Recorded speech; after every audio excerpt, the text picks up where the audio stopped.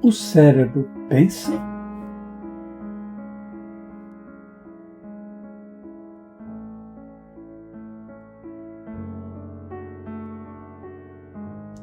A tarefa da ciência é a de enfrentar desafios e decifrar enigmas.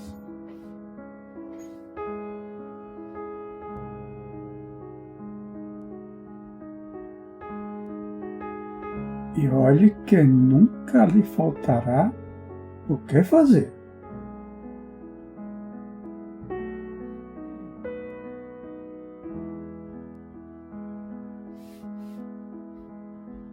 O cérebro tem sido um dos mais persistentes desafios.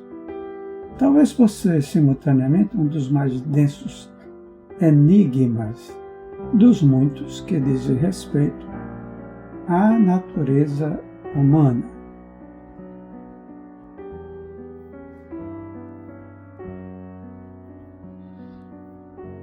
É, por certo, aquele cuja decifração se coloca entre as de elevado índice de urgência.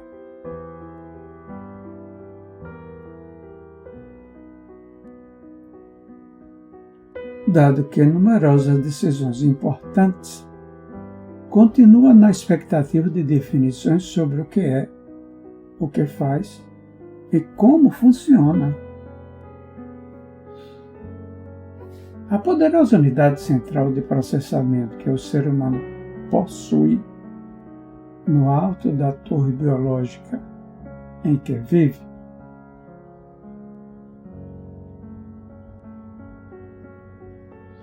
acho mesmo que já poderíamos estar sabendo bem mais acerca do cérebro, como esperava Lord Brand.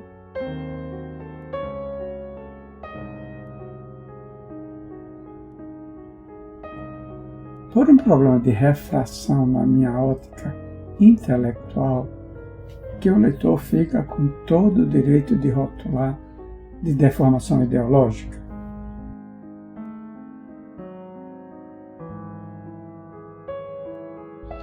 Insisto em dizer que a ciência ainda não está sabendo, ou querendo, formular suas perguntas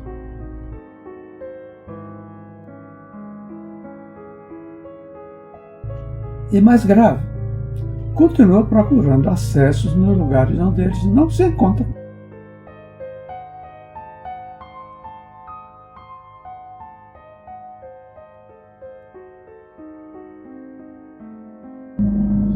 O cérebro é um mecanismo biológico de apoio à função de pensar.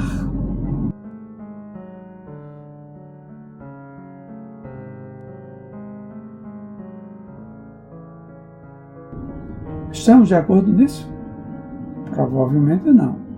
Mas prossigamos.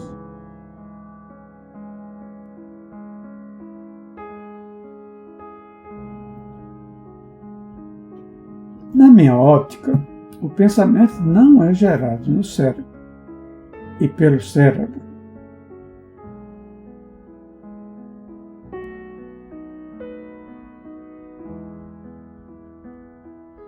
Apenas percorre seus circuitos a velocidades ultraluminosas, ou seja, praticamente instantâneas.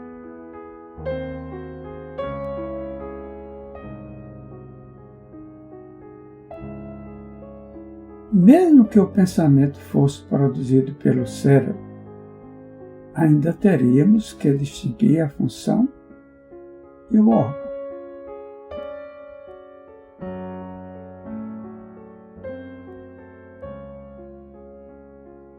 E não nos limitarmos a atribuir ao cérebro, como ainda pensa muita gente, a generalização do que ocorre com os outros mecanismos corporais.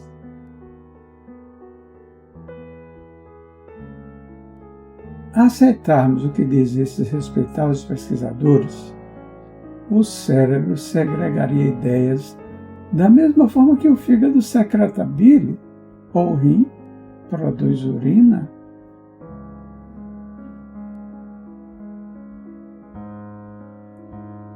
A questão, contudo, está em que a bile ou a urina são produtos bioquímicos elaborados a partir de outras substâncias.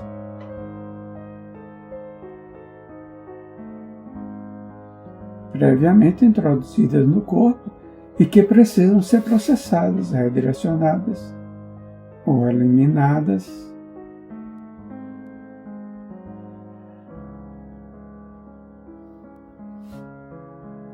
De acordo com as necessidades da economia interna do organismo.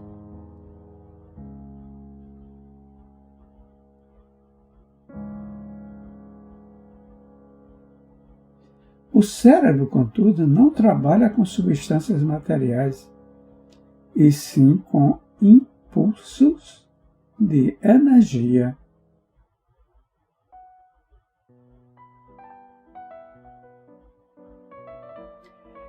Ele pode até expedir comandos para que se produzam tais ou quais substâncias exigidas pela tarefa de viver.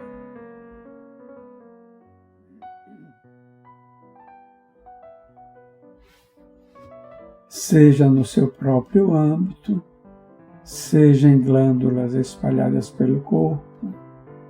Mas sua tarefa não se reduz a de pequeno e complexo laboratório químico.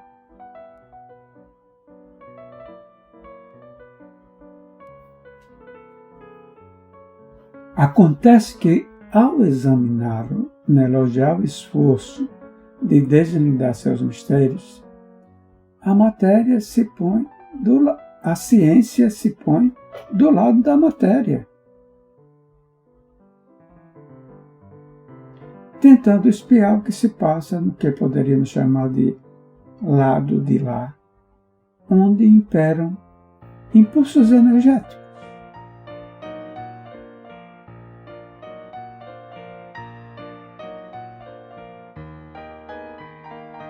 Diziam os instrutores do professor Rivaio que o efeito inteligente tem de provir necessariamente de uma causa inteligente. Teriam os elementos bioquímicos que operam no âmbito do corpo humano essa condição? Seriam inteligentes?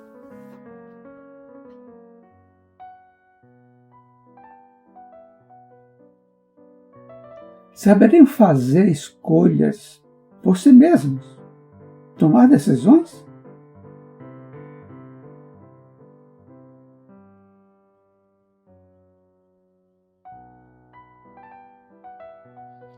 Promover modificações de comportamento e de atitude?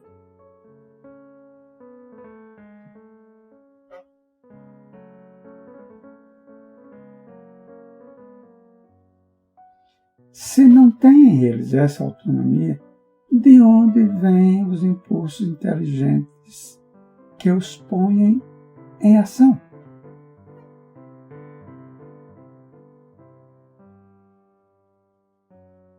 Seja como for, teríamos que separar para fins de dados e de pesquisa a estrutura biológica do pensamento.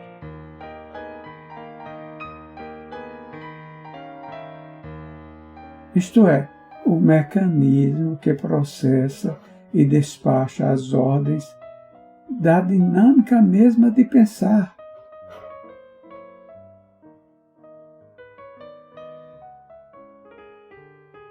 É certo que a gente encontra nos livros e papéis escritos sobre o assunto as palavras cérebro e mente.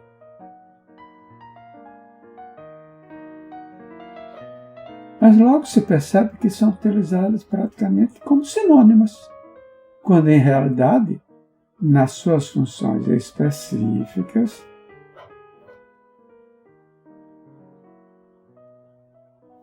deveriam caracterizar com nitidez a interface matéria e espírito, como desejava Teilhard de Chardin.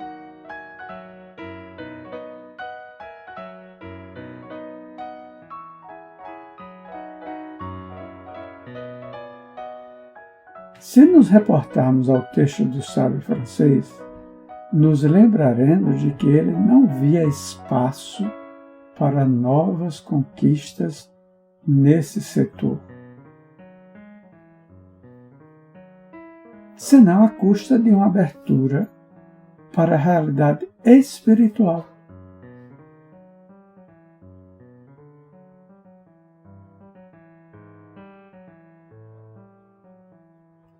E que, na sua terminologia, consideraria separadamente, ainda que articulados, os conceitos que ele tinha como o dentro e o fora das coisas.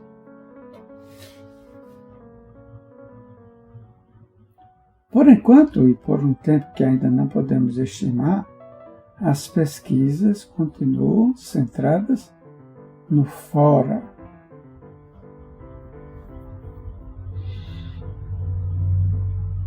Ignorando provisoriamente o dentro das coisas e dos seres.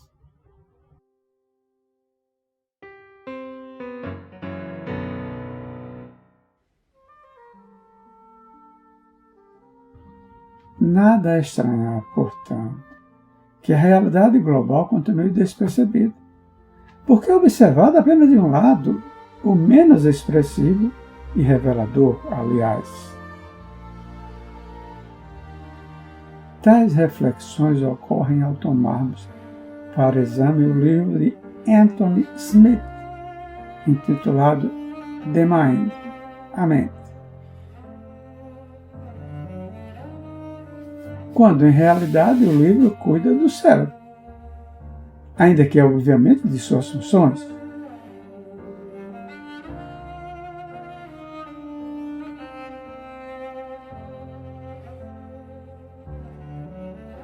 The Mind é livro que qualquer escritor gostaria de ter escrito, mesmo porque repetiu o sucesso de outro estudo do mesmo autor.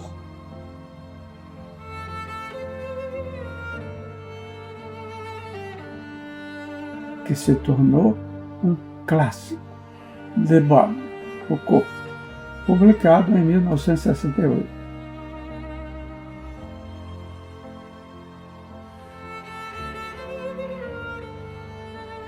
Entre mais de uma dúzia de obras desse nível, o premiado Anthony Smith se faz particularmente caro aos brasileiros com seu livro Mato Grosso.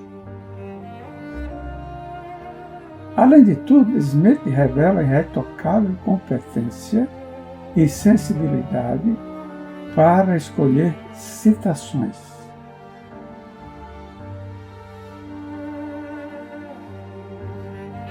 Que espalha pelo livro afora como inteligentes vinhetas que por si só poderiam ser objeto de longo e proveitoso comentário.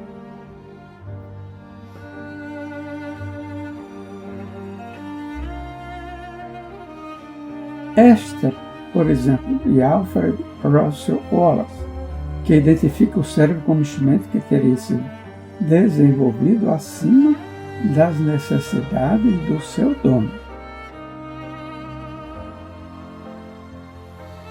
O que, aliás, não creio seja o caso, dado que nem sabemos ainda que funções exercem certas áreas consideradas silenciosas do cérebro,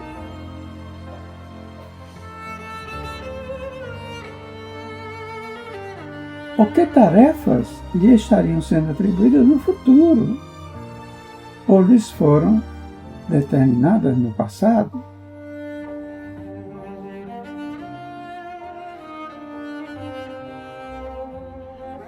Estou convencido de que, examinando a interface cérebro-mente do ângulo espiritual, seria mais fácil descobrir como,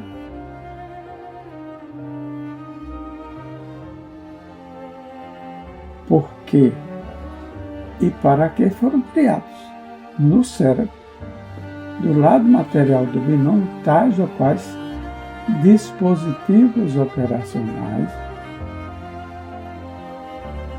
em vez de tentar inferir o que se passa no campo do pensamento a partir da observação dos componentes materiais do instrumento por onde circula o pensamento.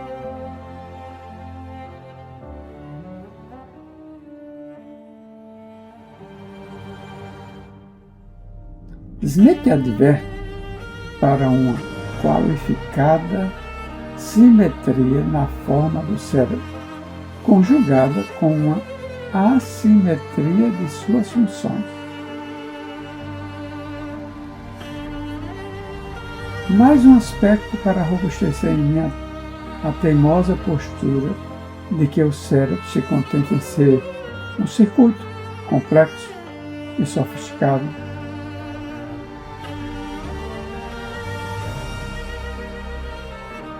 destinado ao intenso tráfego das ideias que recebe, interpreta, processa e despacha,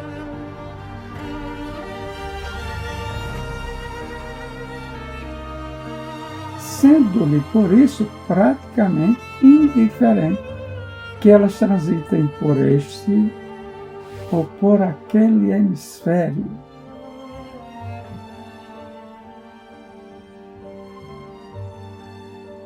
Isso se confirma com o caso dos canhotos, por exemplo, nos quais as funções específicas de cada hemisfério acham-se invertidas.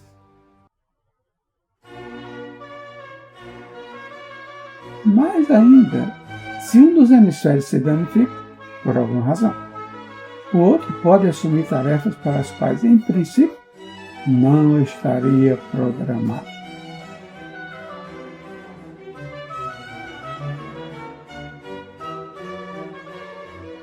O hemisfério esquerdo controla o lado direito do corpo e dele recebe as sensações correspondentes.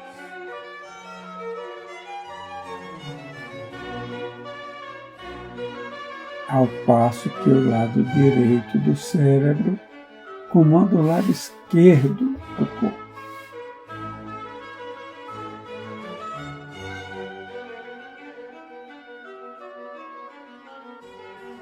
Já a fala e o pensamento espacial constituem atribuições praticamente exclusivas do hemisfério esquerdo.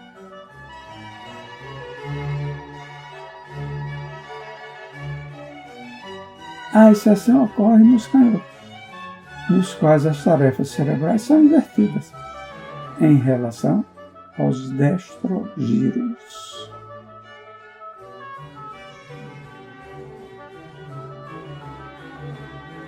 Há coisas curiosas, contudo, a observar.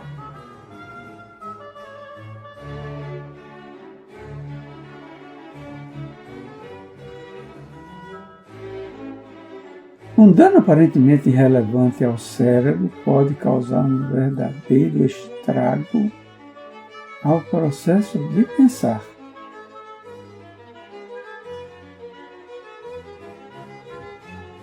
No entanto, se um derrame destruir o hemisfério não dominante, nem tudo estará perdido.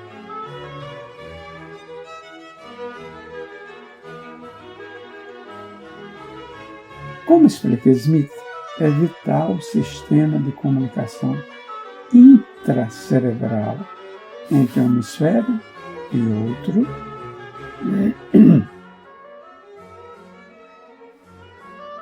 que paradoxalmente o ponto de união entre eles pode ser cortado sem consequências fatais.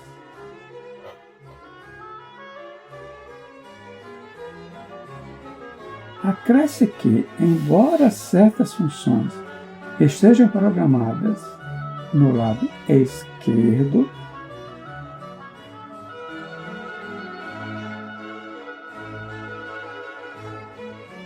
poderão ser executadas satisfatoriamente pelo direito.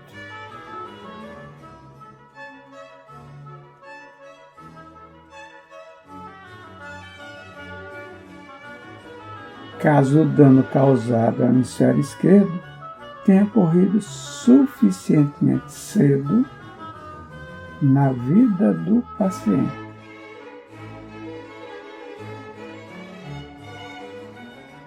Em matéria identificada por Smith como de natureza mais cognitiva, a assimetria cerebral é considerável.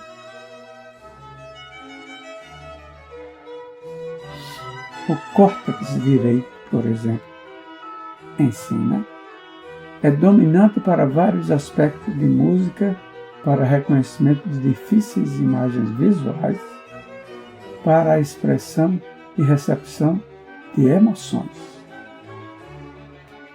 Na verdade, prossegue o autor, esse hemisfério para virtualmente toda forma de função espacial.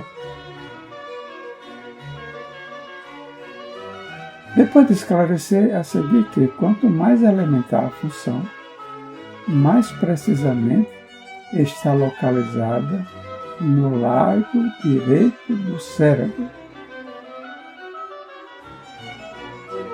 Ele coloca a relevante informação de que a especialidade do hemisfério direito é tudo quanto seja não verbal.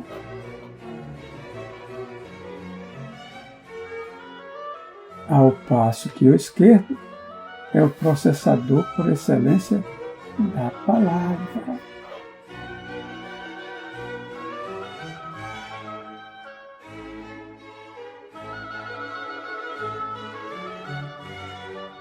Smith declara que até a consciência é considerada por alguns assimétrica, cabendo ao hemisfério esquerdo o papel mais importante.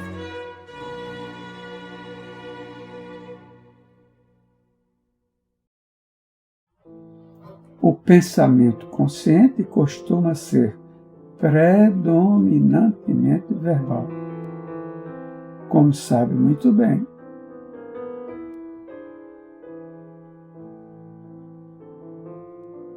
Aquele que se exercita em fazer parar a maquininha de pensar, segundo recomendam os gurus da meditação transcendental.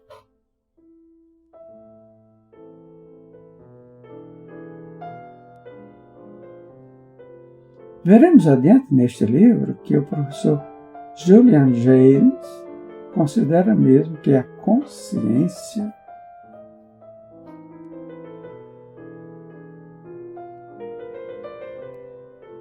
somente teria eclodido no ser humano depois da invenção da linguagem.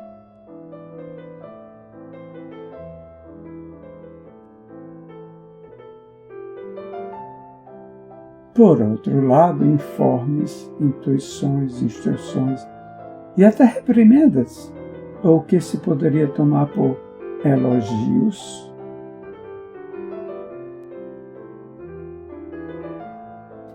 perante esta ou aquela atitude nossa, provém nitidamente de uma região não verbal de nós mesmos.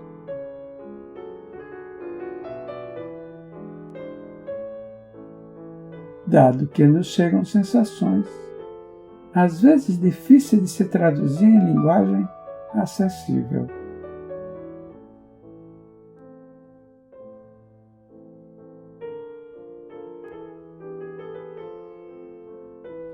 Isso parece indicar que o hemisfério esquerdo, verbal, consciente, é território onde se implantam as raízes da personalidade,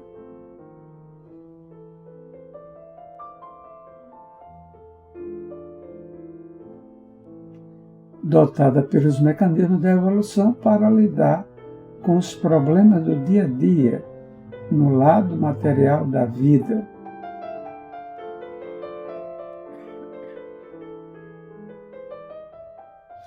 Entre os quais avulta certamente o da comunicação verbal com os demais seres no ambiente em que vive.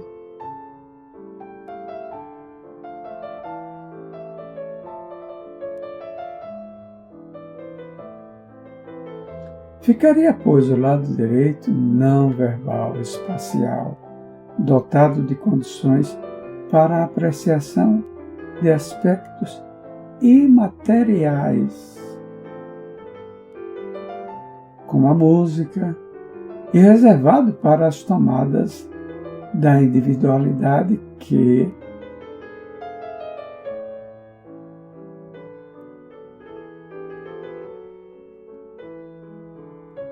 pela outra ponta estaria conectada com a realidade invisível,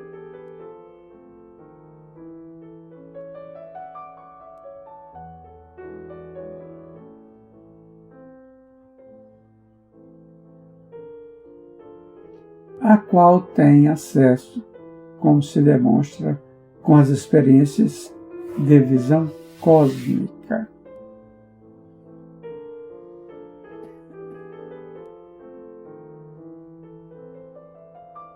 Considero incorreto, não obstante, catalogar a atividade desenvolvida com apoio no lado direito como inconsciente. Ela é tão consciente ou mais do que a que se desenrola à esquerda.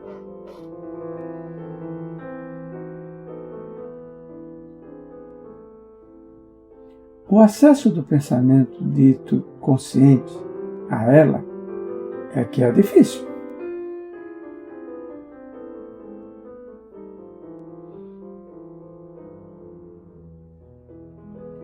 Não há dúvida, porém, de que constituem as duas um todo operativo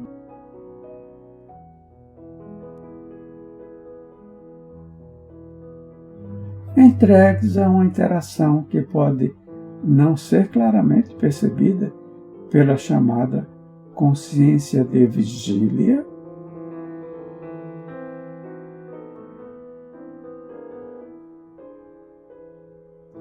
mas que ali está presente, atuante, consciente e responsável.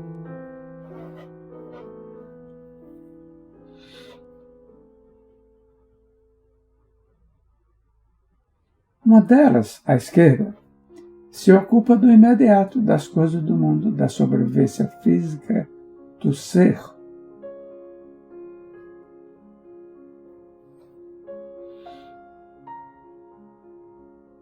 Ao passo que a outra, à direita, está programada para as tarefas que promovem, a longuíssimo prazo, os objetivos finais do processo evolutivo. Uma, portanto, dedica-se à transitoriedade e outra à permanência.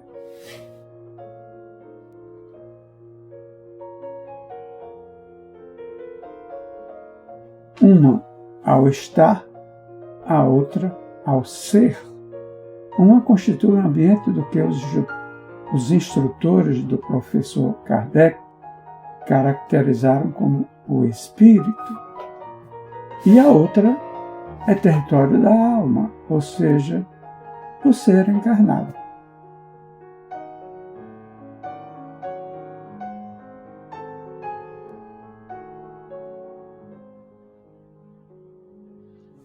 Aquela continua como que pairando sobre a matéria, mergulhando nela apenas alguns sensores instalados no corpo espiritual e, por conseguinte, no corpo físico.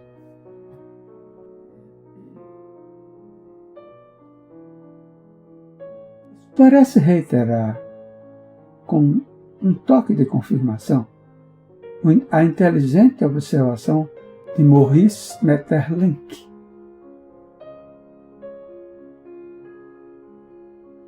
de que o ser, como entidade espiritual, não se encarna a não ser parcialmente.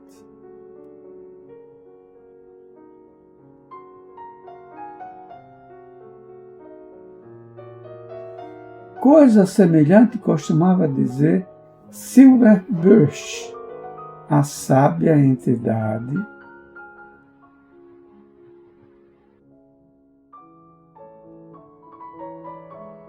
que desempenhava, junto do jornalista britânico Maurice Barlow, a delicada tarefa de seu guia, o espírito familiar.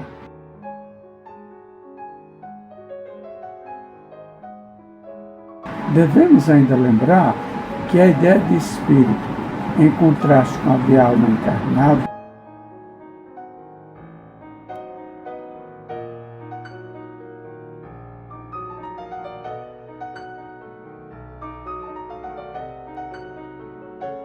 é entendida sob muitos rótulos diferentes, mantendo, contudo, as características essenciais que estamos alinhando aqui.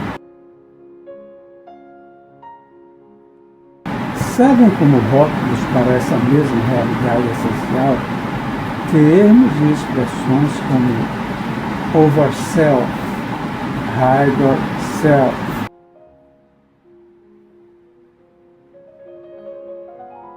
Cristo interior, hóspede desconhecido, ego superior, inconsciente, individualidade e outras. Predomina em toda essa terminologia o conceito básico de que se trata de uma área do ser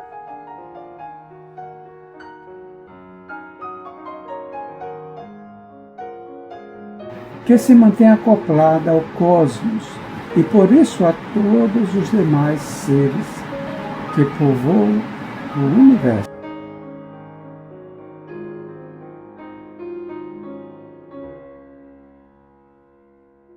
O fenômeno conhecido como divisão ou integração cósmica seria, portanto,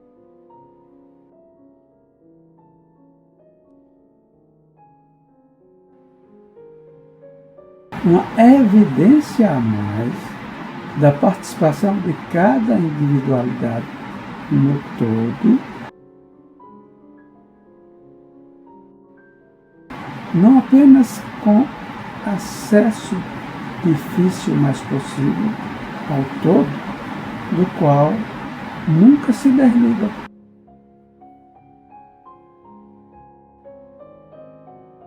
Podemos ainda encontrar aqui a gênese do brilhante achado que o Dr. Carl Gustav Jung identificou como inconsciente coletivo. Perdoável erro de rotulagem, mas ainda assim uma ideia genial por conceber o psiquismo de cada ser vivo como partícula da inteligência cósmica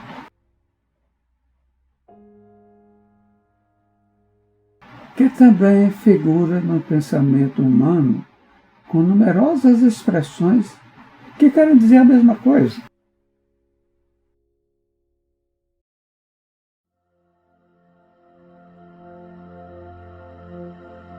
Disse, porém, que houve da parte do Dr. Jung um perdoável erro de rotulagem.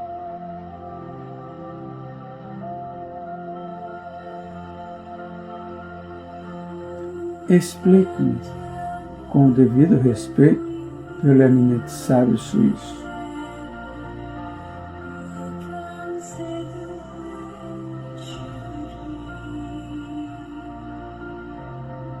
Chama-o inconsciente coletivo. Precisamente ao reverso, como consciente coletivo ou cósmico. Só a personalidade e espírito encarnado é que não tem consciência dessa realidade, a não ser episodicamente.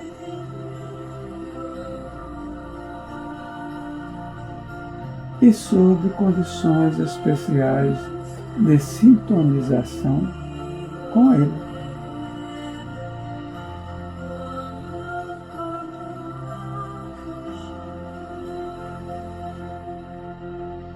Na verdade, todo o conhecimento e toda a memória do universo estão lá.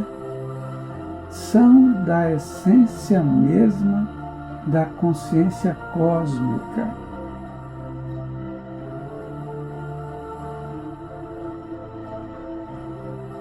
que a grande síntese considera pensamento de Deus.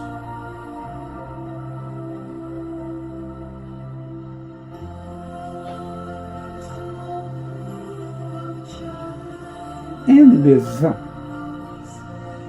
acha que tudo quanto fazemos, dizemos e pensamos grava-se no cosmos e não especificamente em nós.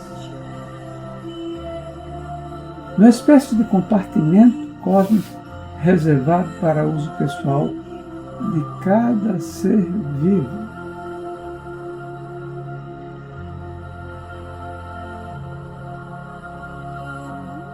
Como esses armários coletivos de ginásios esportivos e colégios, do qual cada um tem o seu espaço e a chave.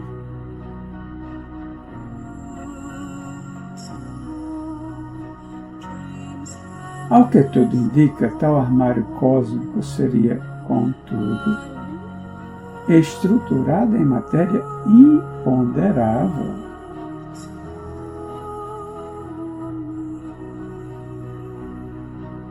Ou, para dizer a mesma coisa de outra maneira, em campos energéticos.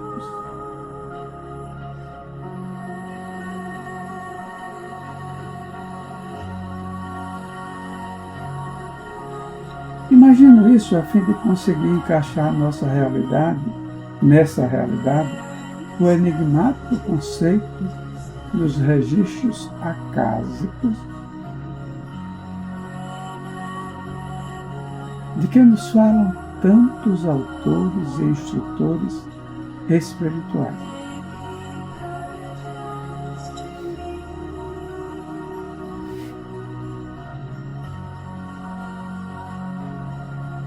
É nesses registros que estariam documentados atos, pensamentos e até intenções de toda a humanidade em todos os tempos.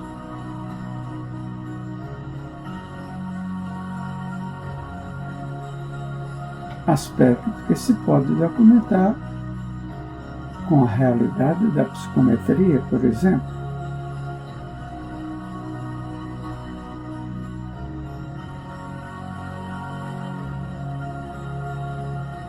Edgar Cayce e outros sensitivos o têm igualmente demonstrado. Parecia ter à sua disposição não apenas os arquivos individuais de seus consulentes,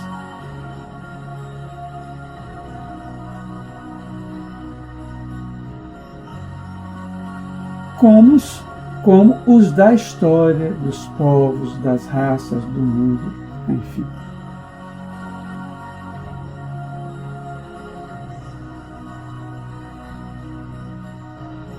Recebida a instrução de procurar os registros de determinada pessoa, ele ficava por momentos em silêncio.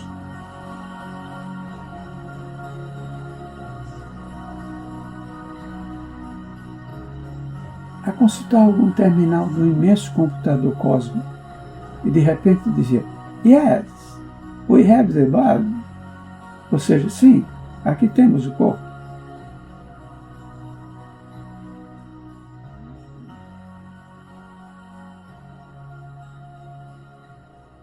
Daí partia para as leituras nas quais colhia os elementos necessários à sua avaliação dos problemas pessoais do consulente.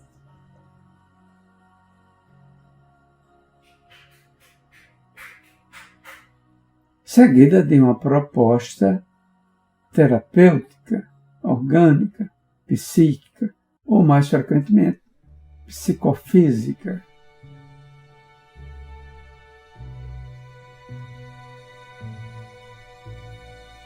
Dado que o corpo deve ser tratado juntamente com o psiquismo.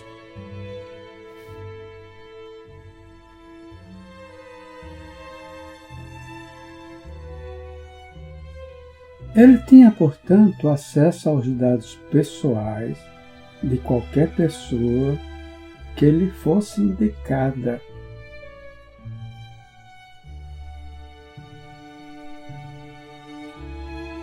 O que demonstra, em tese, que, sob condições especiais, nossos arquivos cósmicos podem ser consultados por outrem. Isso parece igualmente confirmado por testemunhos de seres espirituais.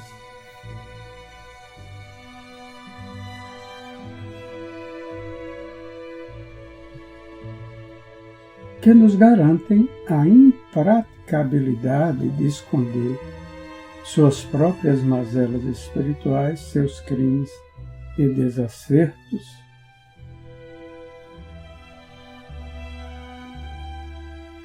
Em suma, seu nível ético e grau na escala evolutiva.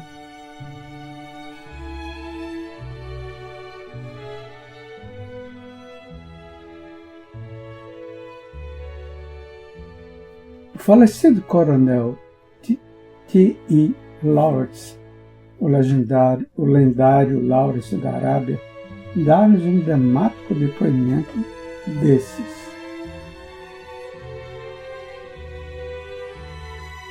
Através da médium inglesa Jane Sherwood, no livro intitulado Post-Mortem Journal.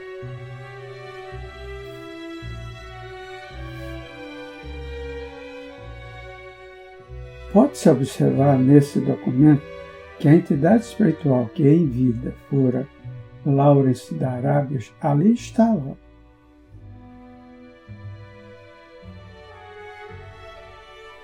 No mundo póstumo, exposta por inteiro, tanto em sua história pregressa, quanto no atual estado de seu ser.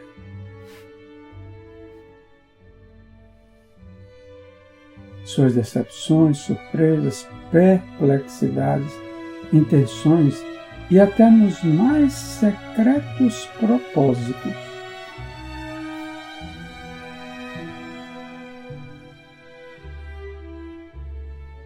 Nada parecia oculto ou ocultável à entidade que se apresentou para ajudá-lo na sua dramática situação de desarmonia. Os misteriosos mecanismos da psicometria também demonstram a existência de indivíduos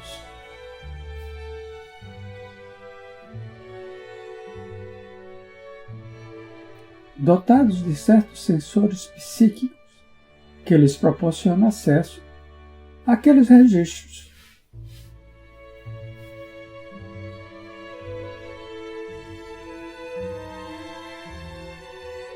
Que parecem abrir-se por inteiro ao exame dessas pessoas.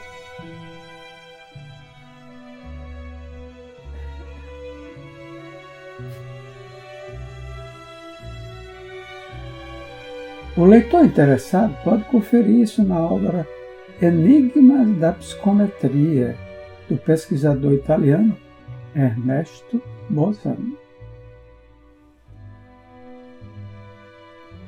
Daí porque propõe cortar o prefixo negativo in na expressão inconsciente coletivo cunhada pelo Dr. Jung.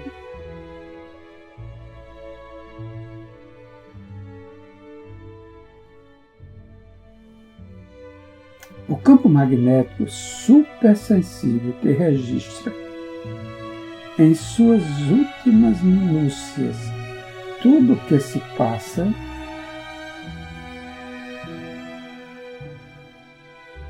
naquilo a que chamei em A Memória e o Tempo, a memória de Deus, não deve ficar rotulado como inconsciente.